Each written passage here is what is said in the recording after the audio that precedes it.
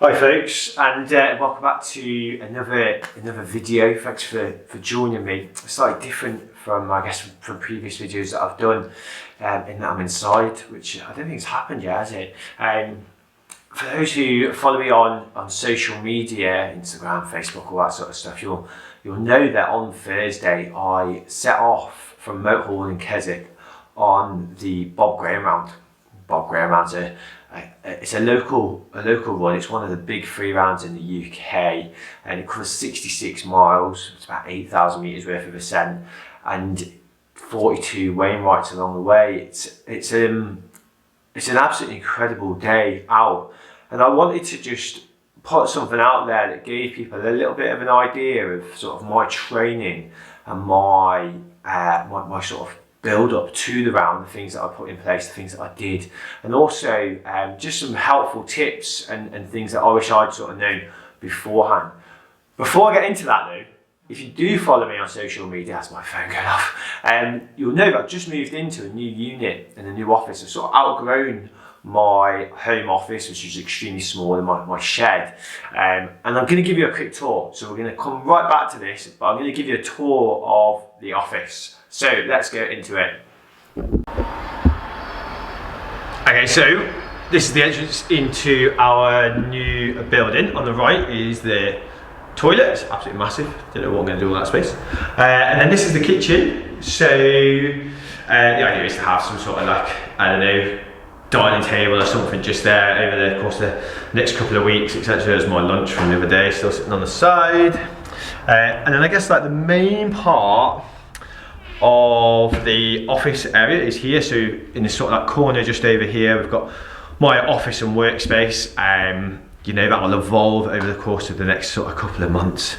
And then over here, the filing cabinet, all that sort of jazz. Sofa area, this bit I really love. This whole sort of like whole little area here is meant for me to just be able to sit and chill out. Clients to come, guys who are working for me to be able to come and put their feet up, grab a coffee.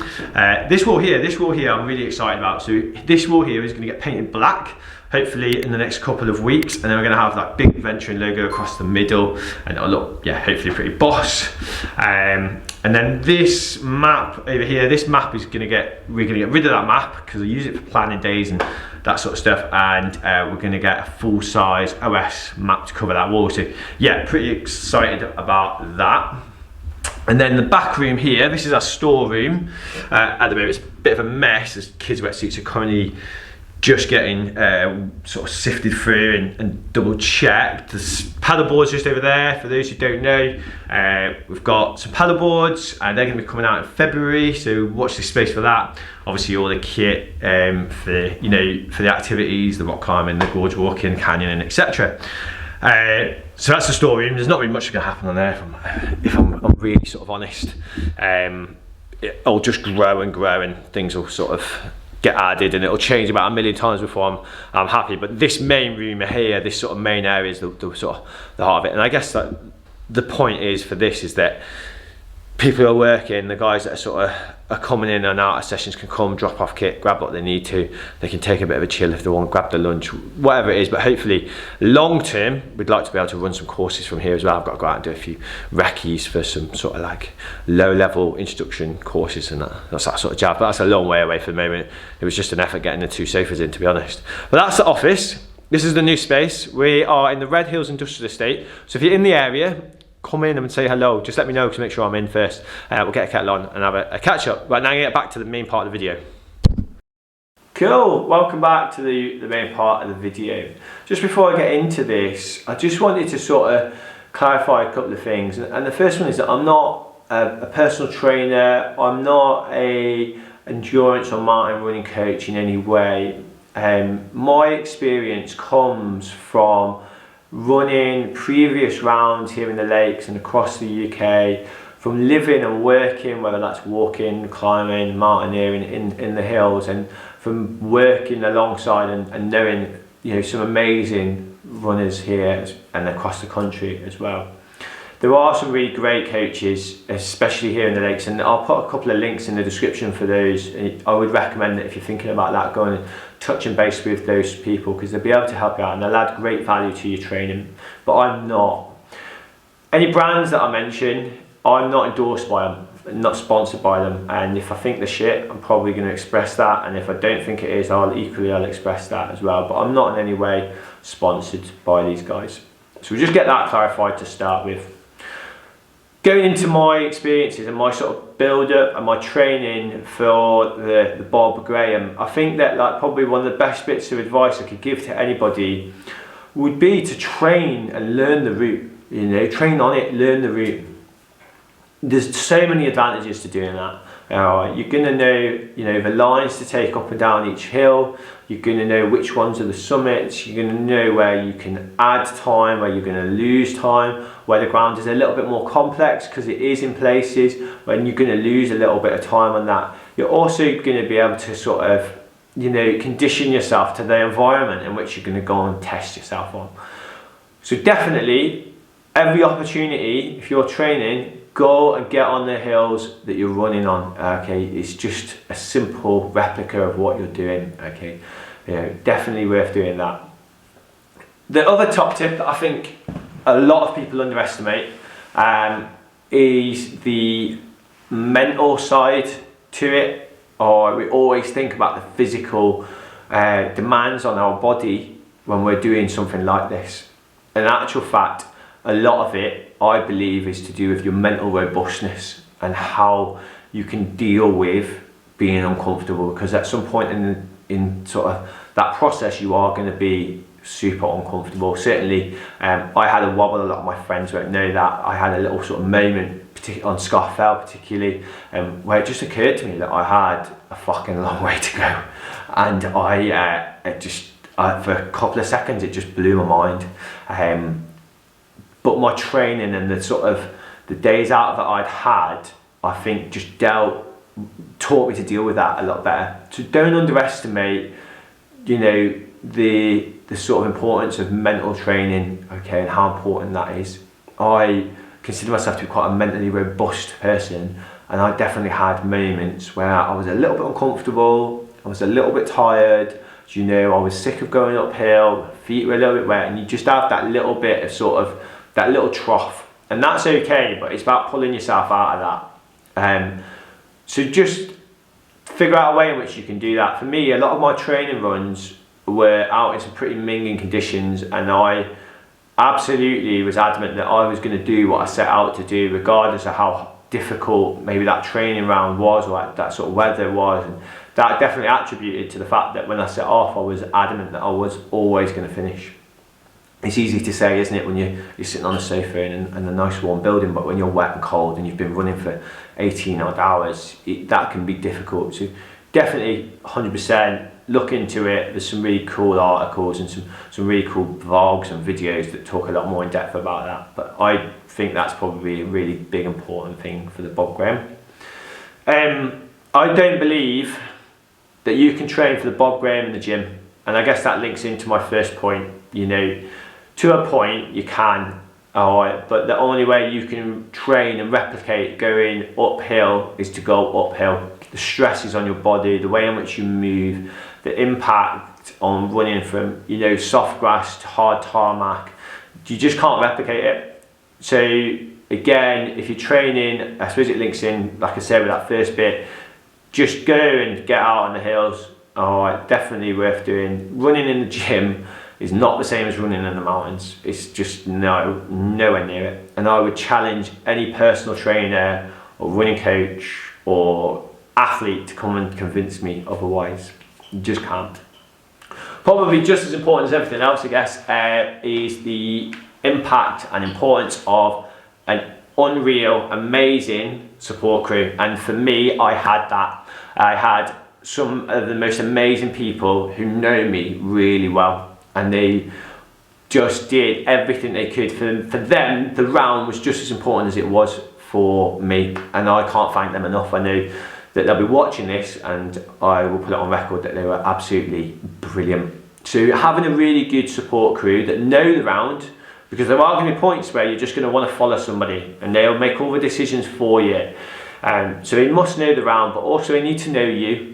I'll touch base on this in a minute, but a lot of my support crew at a certain point just took away the option of me when I wanted to eat. It was every 20 minutes, eat, drink, Mars bar, I don't know, whatever it was, get it in you. They just didn't give me that choice. And you need those people that know you well enough to know that you won't take offence to that's what you need, and they're looking out for you. So having a really good support crew, not just on the mountain as well, but also at checkpoints. For me, I had my girlfriend Kirsty, who, bless her, had finished work the night before, had a couple hours kip, and then spent the whole day just driving from car park to meet me. And having their setup, you know, having your chair out and having your food ready and your bags and stuff like that, and that all these little things that are happening behind the scenes that I would probably don't know about, they make such a massive difference. So getting a really good support crew, all right, people that want to be there, that know the route, that are going to encourage you and help you out, is probably just as important as all the other stuff as well. Something that I didn't do, and I probably will learn for the rest of my running days, is I didn't have much variety in my food. So definitely have a mixture of stuff. I just went to Aldi, I bought a wad of stuff, I whacked it in between 4 or 5 bags, and I was like, wicked, I'll be okay with an Alpine bar. And by the time I got to leg 4, I was sick of Alpine bars. So definitely having some variety in your food, and particularly, you know, like not just relying on water, but your salts and all that sort of stuff. I think Mountain Fuel, Tailwind and Active Fruits, those are sort of like the 3 sort of key electrolyte drinks that I drank. They're really good, they sit really well with my stomach, and I just found them really quite tasty as well, which is a massive part of it, isn't it? So yeah, I would highly recommend that you go and look into that.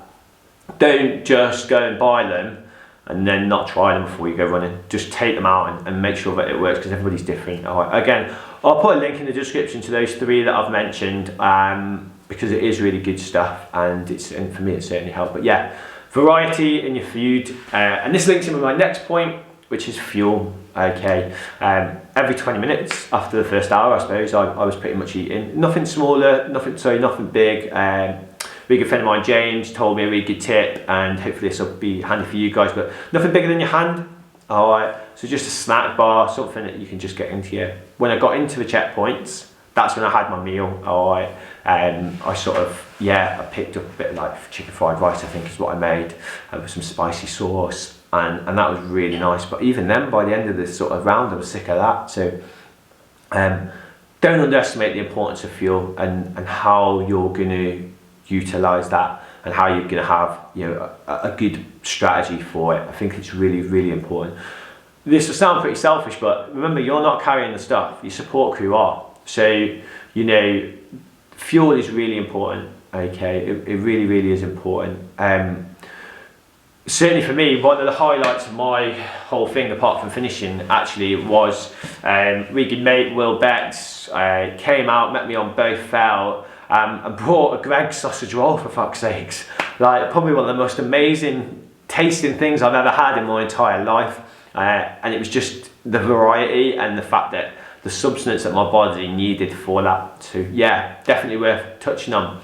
And probably like the last thing, for me, just to sort of like finish on, is the importance of enjoying the fucking round. Like, you're going to train and you're going to commit you know, a lot of your time to doing the Bob Graham, and I can't underestimate how important it is for you to enjoy it, because it's epic. Every leg, I think people ask me what was my favourite part, and there are so many favourite parts now that I've sort of sat down and absorbed what's happened, and I can't really define a single point because there's lots of little bits. But I loved it. I absolutely loved it. Don't get me wrong, I was chuffed it was over. I really was. Touching Motorhall, wow, brilliant feeling. But at the same time, a little piece of me was like, it's done, and I'm grateful for that. But I enjoyed it. I can't remember a moment where I didn't. Apart from that little bit on Scafell, and even then, you know, it's important to remember that that's what I'd gone for. That's what you're going for. You're going to pit yourself against some pretty big, scary mountains and put yourself in a place where you are going to hurt and you are going to be uncomfortable, and enjoying that moment equally as much as you know, as the rest of the day. I had a beautiful day, gorgeous sunrise, gorgeous sunset. Can't have asked for a better weather window. I know, again, that just sort of really emphasised on that whole experience. And I think that, you know, everything was in the right place at the right time, and everything was done as it should be. And because of that whole day, for not just me, but hopefully for the sport runners, was a really cool experience. I know that a lot of people on my round particularly are looking at doing other rounds or doing the round themselves, and it was great to chat to them about that, and it was fantastic to be able to sort of go through what my experience was, and I guess that's the idea where the video came from. If you are thinking about doing a Bob Graham, please feel free to get in touch with me. I can send you my schedule, I can send you a little bit more information. I'll be a blog with this as well. It won't be as detailed as the video because, as everybody knows, my spelling on the grammar is pretty horrific. But hopefully this has been useful to you if you're thinking of doing the Bob Graham, or equally if you're just looking at doing it okay. For me, I did a winter anti-clockwise round, and I got a pretty decent time of 21 hours and 26 minutes, which I am super happy. I've recovered really well now, and I'm looking forward to cracking out the next round, which fingers crossed will be the Paddy Buckley in about 8 weeks' time. Stay tuned for my next video, and I will see you hopefully on the mountains in the coming weeks. Cheers, guys.